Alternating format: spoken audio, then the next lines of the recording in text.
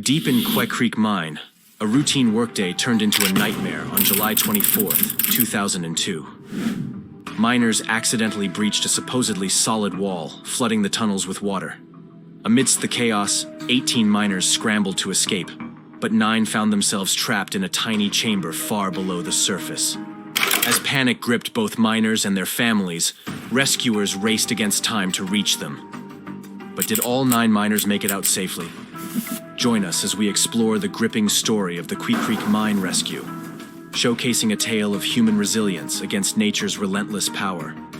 On July 24, 2002, 18 coal miners found themselves in a perilous situation at Quecreek Mine in Somerset County, Pennsylvania. Working for Black Wolf Coal Company, they accidentally breached an old mine, flooding their working area with a massive amount of water.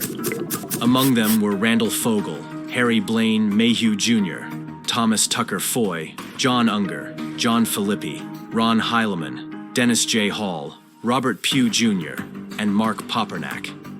The mine they breached, known as Saxman Coal or Harrison No. 2 Mine, lay forgotten and poorly documented. This mine, along with Quecreek Mine, operated within the Upper Katanning coal seam. The geography of the area played a crucial role. The Saxman Mine, located on the Boswell Dome. Anticline axis sat at a higher elevation than the Quecreek Mine on the anticline's western flank. As the miners dug deeper, disaster struck. Water surged into their section of the mine, trapping them 240 feet underground. Some miners managed to flee, warning others of the imminent danger. Panic set in as they realized escape routes were flooded. Above ground, the situation escalated quickly. Pennsylvania State Police arrived to secure the area, while frantic efforts began to locate a drill capable of boring a rescue shaft. Families gathered at the Sipesville firehouse, anxiously awaiting news. Rescue efforts commenced swiftly as water engulfed the entrances of Quecreek Mine. Priority shifted to supplying air to the trapped miners. Engineer Bob Long initiated GPS measurements, leading to the drilling of a 6.5-inch borehole, starting at 2:05 a.m. A dedicated team bore through 240 feet of rock, reaching the mine shaft in just under 2 hours. By 5:06 a.m., the borehole delivered air into the mine, indicating a modest oxygen level. Responding to taps on the air pipe, 3 strong bangs at 5:12 a.m. signaled the miners' presence. However, rising water levels threatened to submerge the miners' refuge within an hour. Mine ventilation expert John Urosek devised a plan to create a pressurized air pocket, an untested method in the U.S. Despite initial doubts, the hole was sealed around the air supply, maintaining a steady flow of air. Though the noise from the pumping air was deafening, it provided reassurance that rescuers were on track to reach the trapped miners. As the Quecreek Mine flooded, efforts intensified to pump out the water and prevent the loss of the air pocket where the trapped miners sought refuge. Diesel pumps were swiftly installed upon arrival, with the first one reaching the site at 8:33 a.m. on Thursday. Before its arrival, only 2 submersible pumps were operational in the pit's sump area. By 11:05 a.m., water levels at the entrance reached 4 to 5 feet, peaking at 1,956.8 feet by 4 Dallas p.m. High-capacity diesel pumps were then deployed, achieving a 6-inch drop in water levels between 4 and 6 Dallas p.m. Meanwhile, underground, rising water cut off access to the air shaft, hindering communication with the miners. They resorted to tapping on the rock ceiling, detectable by seismic equipment brought in by federal mining officials. Forced to retreat to higher ground near entry number 1, the miners faced the grim reality of impending drowning. However, as dewatering efforts persisted, they observed the water ceased rising, sparking a glimmer of hope.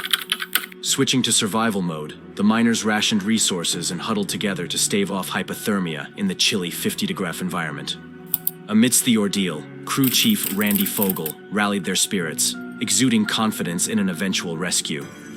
The sound of drilling grew nearer, signaling the progress of rescue efforts. However, at 1:50 a.m. on Friday, it abruptly ceased, leaving the miners in tense anticipation of their fate deep below the earth. As efforts intensified to rescue the trapped miners, a specialized super drill was dispatched from West Virginia under police escort. This powerful drill, capable of boring a 30-inch hole, commenced operation at 6:45 p.m. on Thursday, July 25th. Its goal was to intersect with the one left section where the miners were located, positioned about 20 feet from the existing ventilation hole. By 1:12 a.m. on Friday, July 26th, the drill had reached a depth of 105 feet, but disaster struck as the drill bit broke. Efforts to retrieve the broken bit faced further complications when part of it became lodged in the hole. A specialized tool was urgently required for extraction, a task that would typically take days to complete. Remarkably, a machine shop in Big Run, Jefferson County, assembled the necessary tool in just 3 hours. Transported by a National Guard helicopter, the tool facilitated the successful retrieval of the broken bit from rescue hole number 1 by 4:09 p.m. on July 26th. The setback halted drilling progress for approximately 18 hours, causing anxiety among the trapped miners and their families. However, reassurance came from Governor Mark Schweiker, who visited the site and pledged unwavering support for the rescue operation. Global support poured in, with countless calls, emails, and prayers offered for the miners' safe return. The media, reminiscent of their coverage of the United Airlines Flight 93 crash, conveyed hopeful updates, highlighting the world's collective concern and optimism for a successful outcome. Efforts to resume drilling for the Quecreek Mine rescue faced setbacks, but persisted with determination. A new 30-inch bit, arriving from West Virginia at 7:00 p.m. on Friday, required the hole's surface enlargement. The process began at 8:40 p.m., and by 1 a.m. on July 27th, drilling commenced with the enlarged opening. However, interruptions ensued, necessitating the replacement of the sleeve at 2:30 p.m. and the switch to a 26-inch bit at 3:30 a.m. This change aimed to prevent a too rapid breakthrough that could flood the mine. Fear of decompression sickness lingered as the miners breathed air under higher pressure. Precautions included an airlock above the escape shaft and the arrival of portable hyperbaric chambers. Drilling paused at 1:38 p.m. on July 27th to install the airlock and wait for water levels to decrease. Despite challenges, drilling resumed at 4:45 p.m., facing a setback at 8:11 p.m. when the airlock rings failed, prompting repairs. At 10:16 p.m., success echoed as the number 1 drill penetrated the mine at a depth of 239.6 feet. A second escape hole, undergoing simultaneous drilling, reached 160 feet by 7 a.m. on July 27th. Facing difficulties, it lost its equipment at 1:31 p.m., coinciding with the breakthrough of rescue hole number 1, marking a pivotal moment in the rescue mission. Following the breakthrough of rescue hole number 1, rescuers tapped on the drill steel to signal the trapped miners, receiving a faint response. The miners, rotating every 10 to 15 minutes, ventured down the passageway from their elevated spot to investigate the drilling sounds. It was Heilman and Foy who, with dim cap lamps, discovered the drill opening around 10:15 p.m. on Saturday, alerting their companions. Equipment was promptly shut down after the breakthrough to assess air pressure between the mine and surface atmospheres. A zero pressure reading indicated equal pressures, negating the need for the airlock. Communication with the miners was established through a pen-shaped device lowered into the air pipe, confirming their well-being.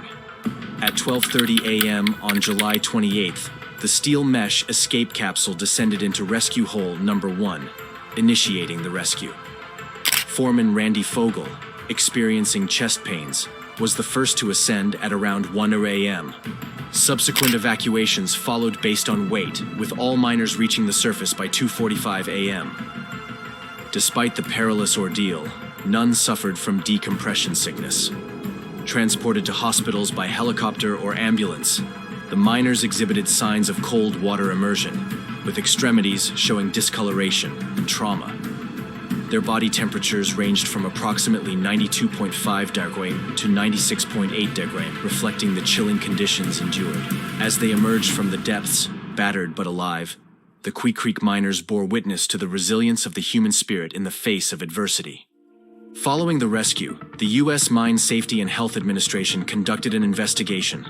It revealed that the primary cause of the inundation was the use of an outdated and uncertified mine map. This map failed to accurately depict the mine workings, leading to the accident. Governor Mark Schweiker formed an investigation committee to scrutinize the actions of Black Wolf Coal Company, previously cited 25 times for violations. The root cause was traced to the absence of a certified final mine map in Pennsylvania's repository. In a time of deep division, the remarkable rescue of all 9 miners serves as a beacon of hope, highlighting the strength found in faith, unity, and cooperation. Reflecting on their harrowing experience, Miner Pugh expressed gratitude for the countless prayers and support they received, remarking on the overwhelming goodness of humanity. He credited their survival to the unwavering presence of God.